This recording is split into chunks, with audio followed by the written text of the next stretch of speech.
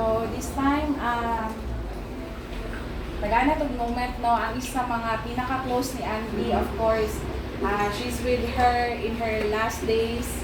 And, yan yung nakita ko unsa nag-struggle si Auntie, kung sa in pain si Auntie, but then, grabe po niyang faith, nga ginahingan niya yung mama nga, maayo lagi ka ma, tuon lang yun, ana.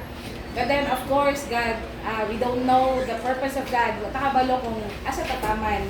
Only God knows. So, this time, akong tawagan ng isa sa pinaka-close po sa iyahang pinaka-close ni Auntie. Of course, one of her loving children, si Miss Jeremy Peñal.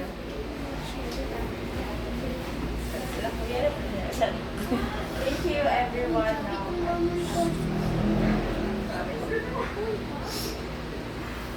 Salamat kayo sa inyo. And I just wanted to really, for past few days, grabe lang silang comfort and strength na hinahatag nila sa ako sa Carlo. Ay, so, nakita din ako mga may suffer dun sa 40 days, pero nakita din ako bakit the Lord is so faithful yun sa yung life. Kanang basta naamang ko yung sariling revelation why it happened.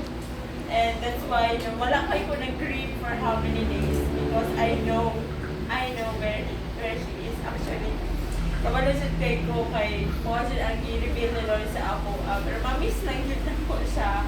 Thank you kaayo sa inyong time, sa effort, even sa mga support, and I just wanted to really share do not withhold your love and affection, especially sa your parents. Do not be sometimes maulaw ta mag-show, maulaw ta ihatag dyan ninyo yung best, kaya wala dyan pinagmahal. Kami sa magsuon tanan, wala may regret and all. Akong papa, wala dyan may regret and all. Wala dyan, maski isa sa mga murag nag-grabe hilak dali nga ano na, naghinayang ko na wala nahatag ang tanan. Kaya grabe dyan ang nahatag tanan kay mama, and kabalo dyan ko nga, kabalo ko siya. Actually, to tell you no honesty, wala siya last words. Wala siya kanaingon na alagain ni si Puan, wala siya kay kabalo gid siya sa among family, nag-raise up dyan niya ang darong bahay.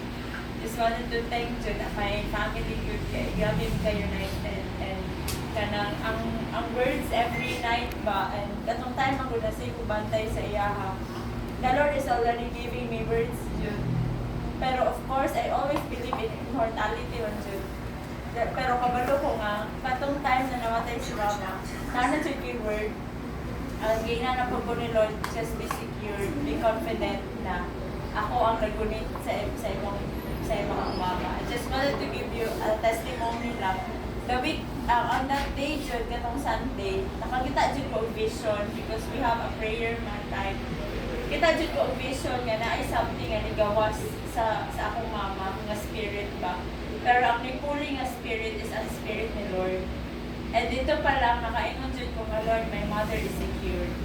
Kay when she died, actually kato na tayo, kabalo Jud ko na ang enemy, katumingan ni Pastor Jogi ba nga, naanay plan ang enemy, pero because at that time, nabattle na ako sa prayer na dapat si Lord Jud ang magunin sa akong mama.